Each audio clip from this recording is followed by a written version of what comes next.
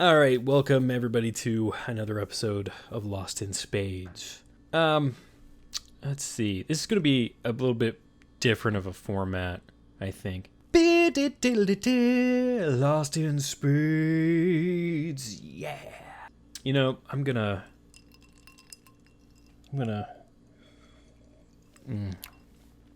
call this episode "Whiskey and Winning." So this is something that's very important to me, and you guys have heard it if you've watched the Live in Spades podcast. Finances is very important to me. I'm not a financial expert. I'm not a fiduciary. I don't know. I'm one of those people that has some common sense, I guess. And I'm not saying I know more or less. I just, if it makes common sense to me, then I tend to go for it because we humans are great at overcomplicating things whenever possible, when we're deeper thinkers, or otherwise we just take surface level stuff and buy whatever's fed to us and go running with it. So what I want to talk about today, and I'm probably going to make some clickbaity title for it, and I don't know what it will be, but it'll be something like, I don't know, yeah, what should it be? What should it be? Let's say how to save $6,000 in a year, or simplest budget. We'll figure that one out. But I'm somebody who likes to budget. I'm somebody who likes to know where my money is, where it's going, what to be on the lookout for. I don't like to be taken by surprise, especially when it comes to finances. And I've tried quite a few things. There's a lot of financial advisors out there, and we're not going to call them professional financial advisors, but whether it be on YouTube or other places that are like, you need to have every dollar working for you, and you need to know where every dollar is going, and there's just no excuse to do otherwise, and every penny should be assigned to something, and like that sounds great, but it has about the same effectiveness as a diet. Right, a lot of diets out there. You need to account for every single calorie, and you can't let one calorie get by you, or you are losing the war. Like, no, bro. Like, I am not gonna go out there and go and pick up everything and go, let's see. This one, I only have 469 calories left for today, and this is 470 calories. I cannot have this. No, I cannot have this. But I'll have to eat 10 apples to make up for it because I can't meet the no. That's not living. It's and I'm not saying you shouldn't have the discipline, and that's kind of what we're going to talk about today. You can have discipline, but also like live. Don't micromanage yourself to the point of oblivion. So I read a book a long time ago. I've read a few books, believe it or not. Just kidding. But I've read a lot of the kind of what we'll call them pinnacle entrepreneur and pinnacle financial books, right? I've read Rich Dad Poor Dad, which I'm actually going to reference a bit in this one. I've read The Millionaire Next Door, 4 Hour Work Week. I've read, just, the list goes on. Think and Grow Rich, How to Win Friends and Influence People, etc., etc. I switched over. I think we've got some Four Roses here right now. It's very tasty. So, I guess where we're at with this is I'm probably gonna whiteboard. I'm gonna whiteboard this. I'm still paying for a whiteboard app. Yeah. So I'll chop this up and take some of the other stuff out of it and then throw it up on the whiteboard app. But anyway, so that was a long intro. I don't like those setups to you have to account for every single penny.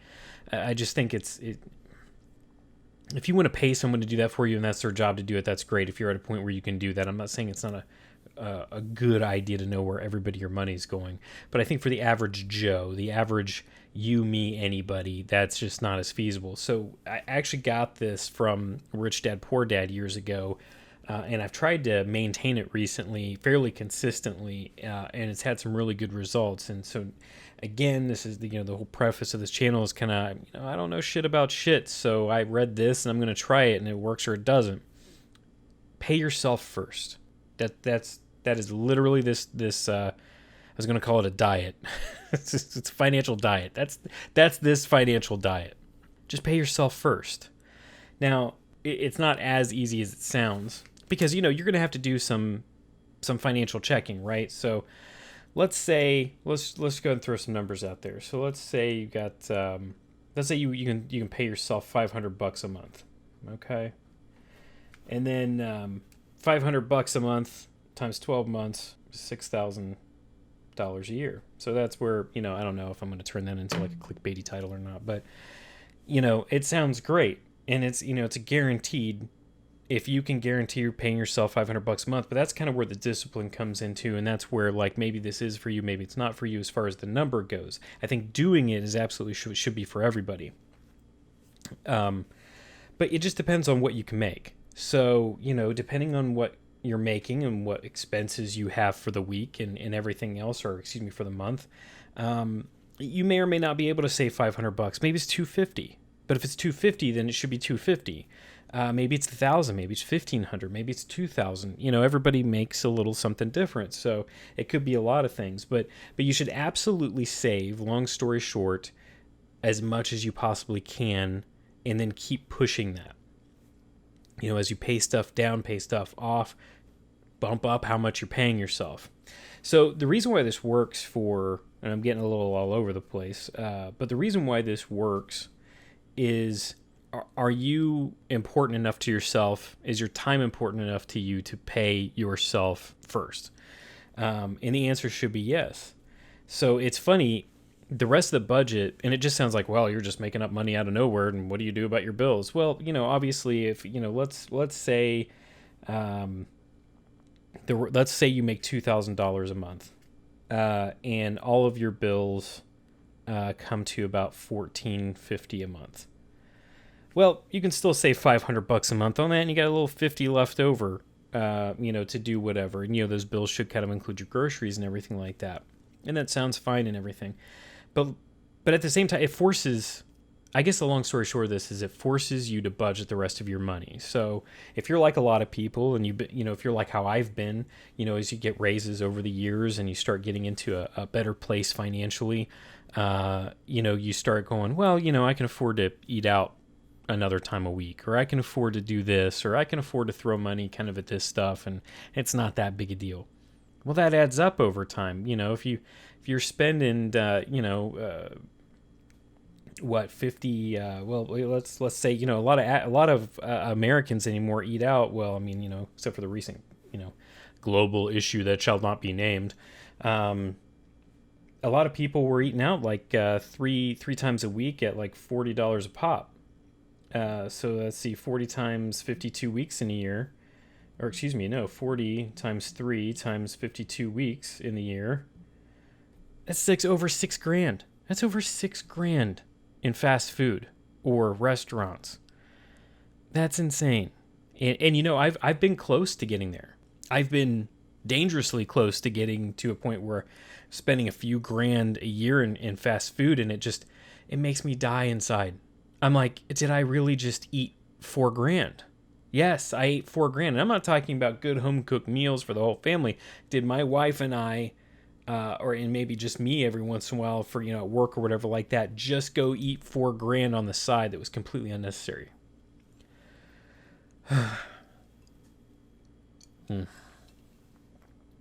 So that's what I want you to avoid. If your bills are $1,450 a month, and they could be way more, they could be less, but I'm just, for round numbers, and you make $2,000 a month, save $500 a month. But it's going to also force you to budget and say no to some of those things, right? If you've got an extra, if all your bills in total are $1,450 a month, and you've got $550 left over for the month, you're going to be way more easier to go, yeah, sure, I'm going to go out to eat this week. Yeah, I'm going to buy that pizza. Yeah, I'm going to do that. It's so easy to just start saying yes to all those things. Completely unnecessary. So it forces you into a budget. And let's say you get a raise.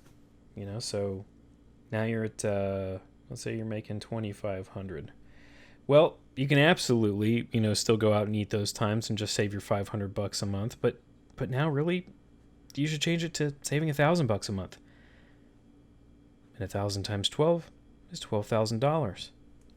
So every year you could save $12,000. Now, as far as what to do with that money, that's up to you.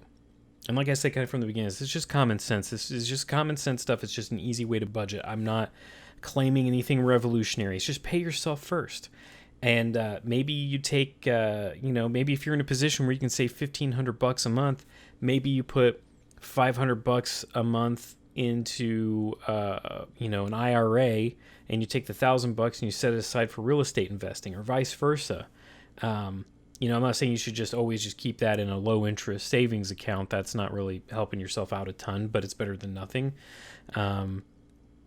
And I'm not saying you should necessarily just throw it randomly in the stock market. You should probably do something that's a little better vested, maybe. And really, at that point, go see a fiduciary. Go see an actual licensed financial advisor and say, hey, I'm able to save $1,000 a month. What do you recommend I do with that? What does that look like long term? Tell them what your goals are. Tell them what you want to do. Tell them if you want to do real estate. Tell them if you want to do the stock market or her, and go through. But all the much more, pay yourself first. And if anybody hasn't already, I highly recommend reading Rich Dad Poor Dad. Also, The Millionaire Next Door.